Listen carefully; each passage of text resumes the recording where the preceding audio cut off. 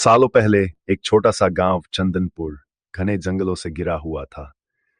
ये गांव शांत और खुशहाल था, लेकिन इसके ठीक बाहर स्थित जंगल में कोई नहीं जाता था।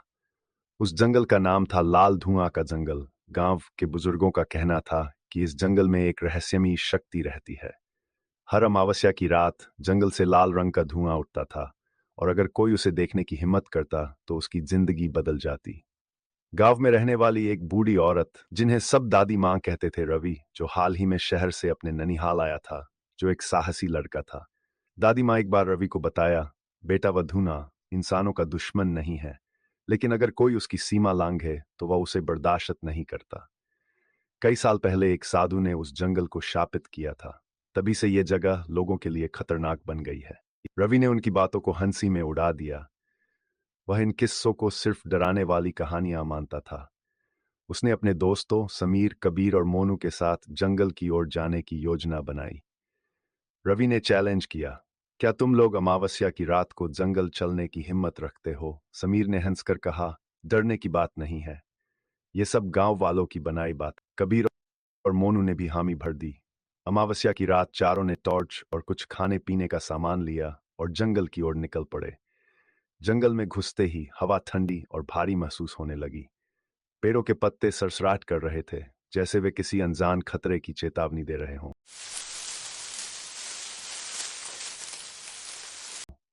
रवि ने मजाक करते हुए कहा, अरे, ये जंगल तो बिल्कुल सामान्य है, हमें डरने की जरूरत नहीं।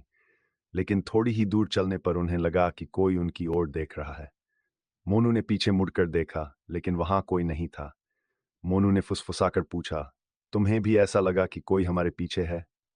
समीर ने हंसते हुए कहा, बस तेरा वहम है। जैसे जैसे वे जंगल के अंदर गए, माहौल और डरावना होता गया। अचानक हवा में एक अजीब सी गंध फैलने लगी। ये गंध इतनी तीव्र थी कि उनके सिर चकराने लगे। धुआं धीरे धीरे जमीन से ऊपर उठ रहा था। इसका रंग गहरा लाल था, और यह किसी भी सामान्य धुएं जैसा नहीं था। धुआं उनकी ओर बढ़ने लगा। वे चारों अलग अलग दिशाओं में दौड़ पड़े, लेकिन जितना वे भागते, धुआं उतनी ही तेजी से उनका पीछा करता। समीर की चीख गूंज उठी, ये धुआं जिंदा है, ये हमारा पीछा कर रहा है।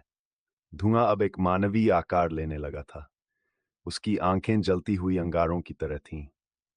मोनू, जो सबसे पीछे था, अचानक गायब हो गया। कबीर ने डरते हुए पूछा, मोनू कहाँ गया?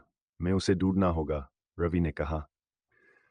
लेकिन जब वे वापस उस जगह पहुंचे जहां मोनू था, तो वहां सिर्फ उसकी चप्पलें और जलने की गंध बची थी। रवि और बाकी बचे दोस्त किसी तरह गांव लौटे। वे बुरी तरह डरे हुए थे। उन्होंने दादी माँ को सब कुछ बताया। दादी माँ ने गहरी सांस लेते हुए कहा, तुमने उस जंगल के शाप को जगाया है, अब वो धुआं तुम्हें छोड़ेगा नहीं। रवि ने पूछा, लेकिन ये धुआं है क्या, और ये हमें क्यों मारना चाहता है? दादी माँ ने बताया कि सालों पहले जंगल में एक तांत्रिक ने तपस्या की थी। उसकी शक्ति इतनी बढ़ गई थी कि उसने मौत को भी जीत लिया, लेकिन उसकी आत्मा लालच और गुस्से से भर गई।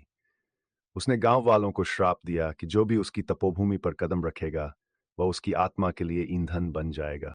रवि और उसके दोस्तों ने फैसला किया कि वे इस रहस्य को खत्म करेंगे। वे वापस जंगल में गए। जंगल में एक पुरानी हवेली के पास पहुंचने पर चारों का सामना उस लाल धुआं से हुआ। वह अब पहले से भी ज्यादा डरावना और विशालकाय लग रहा था। जैसे ही वे रुके, धुआं एक जगह इकट्ठा होकर धीरे धीरे एक इंसानी आकृति में बदलने लगा।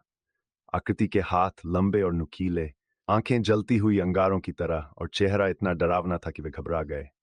तभी वह आकृति बोलने लगी। उसकी आवाज गूंजती हुई और भयानक थी। तुम्हारी हिम्मत कैसे हुई मेरी सीमा में कदम रखने की? रवि ने डरते हुए कहा, तुम कौन हो, और ये जगह इतनी भयानक क्यों है?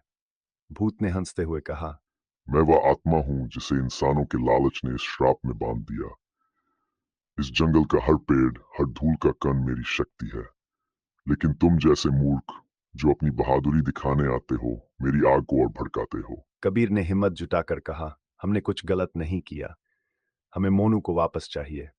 भूत ने जोर से हंसते हुए जवाब दिया, तुम्हारा दोस्त अब मेरा हिस्सा है। उसने मेरी भूमि पर कदम रखा और अब वह मेरी आत्मा के साथ बंध चुका है। समीर ने गुस्से में कहा, तुमने उसे क्यों मारा? अगर तुम इतने शक्तिशाली हो तो हमें क्यों डराते हो? भूत की आवाज तेज और गुस्सैल हो गई। मैंने उसे मारा नहीं, उसने खुद अपने भाग्य को बुलाया। यह जगह मेरी तपोभूमि थी। जहां मैं अमृतत्व के लिए साधना कर रहा था। लेकिन तुम्हारे पूर्वजों ने मेरी तपस्या भंग कर दी। मेरा श्राप है कि जो भी यहाँ आएगा वह मेरी आत्मा को ताकत देगा। रवि ने दादी माँ से मिली जानकारी याद करते हुए कहा, तुम्हारी आत्मा को शांति चाहिए। तुम क्यों नहीं इस जंगल को छोड़ देते? भूत कुछ पल के लिए चुप हो गया। फिर उसने कहा, मेरी आत्मा अब इंसानी समझ से परे है। मुझे इस जगह से बंधा गया है, लेकिन तुम्हारे जैसे मूर्खों की मौजूदगी मुझे शक्ति देती है। शांति, वह मेरे लिए अब सिर्फ एक मजाक है। रवि ने दादी माँ का ताबीज निकाला और उसे दिखाते हुए कहा, अगर हम तुम्हारी शक्ति को खत्म कर दें तो क्या तुम हमें छोड़ दोगे? भूत ने ध्यान से ताबीज की ओर देखा। उसकी आंखें और तेज लाल हो गई। ये ताबीज मेरी शक्ति को खत्म नहीं कर सकता, लेकिन ये मुझे कमजोर कर सकता है। अगर तुम इसे मेरी आत्मा के मूल स्थान पर रख दो तो शायद मैं तुम्हें जाने दूं। रवि ने पूछा। मूल स्थान? भूत ने इशारा करते हुए कहा।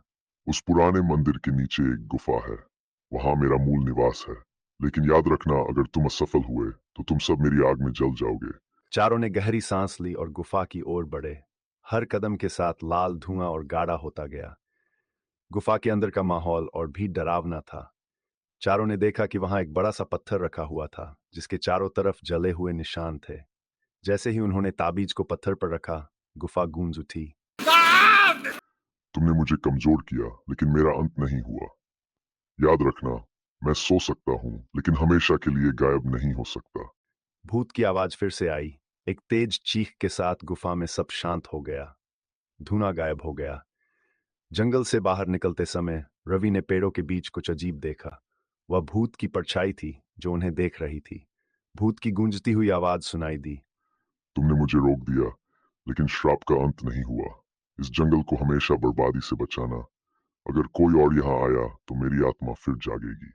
अब रवि और उसके दोस्त जानते थे कि लाल धुआं का खतरा खत्म नहीं हुआ। यह सिर्फ शांत हुआ था और उनकी जिम्मेदारी थी कि इसे फिर से जगाने से रोका जाए। आपको ये स्टोरी अच्छी लगी हो तो प्लीज़ हमारे चैनल को लाइक एंड सब्सक्राइब कीजिएगा ताकि नई आने वाली स्टोरी को आप नोटिफिकेशन पा सकें। Thank you for watching.